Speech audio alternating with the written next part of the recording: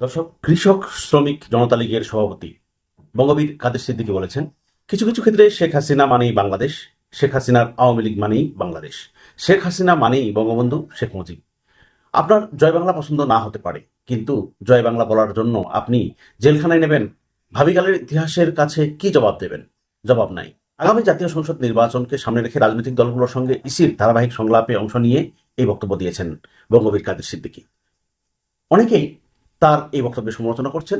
সাম্প্রতিক কাদের সিদ্দিকীর যে কর্মকাণ্ড, সেই কর্মকাণ্ড নিয়ে সমালোচনা করছেন। অনেকেই সরকারের প্রতি আহ্বান জানাচ্ছেন যে কাদের সিদ্দিকীর মুখ বন্ধ করা যাচ্ছে না কেন।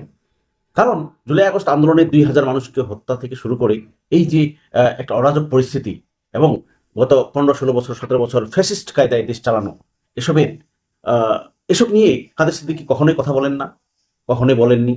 কিন্তু উপরন্তু তিনি শেখ হাসিনার গুণগান গাচ্ছেন, শেখ হাসিনা বাংলাদেশ বলছেন, বাংলাদেশ মানেই শেখ হাসিনা বলছেন, শেখ হাসিনা মানেই বাংলাদেশ বলছেন, বাংলাদেশ মানেই বঙ্গবন্ধু শেখ মুজিব, শেখ মুজিব মানেই বাংলাদেশ। এইরকম কথাগুলো, এরকম বক্তব্যগুলো দিচ্ছেন। এসব নিয়ে জনমনে মাঝে মধ্যে রসনালোও করছেন তিনি, বিদ্রুপ মন্তব্যের শিকার হচ্ছেন তিনি। দর্শক, এই বিষয়ে আপনার কোনো মন্তব্য থাকলে কমেন্টসে জানান। ভিডিওটি ভালো লাগলে শেয়ার করুন। ধন্যবাদ।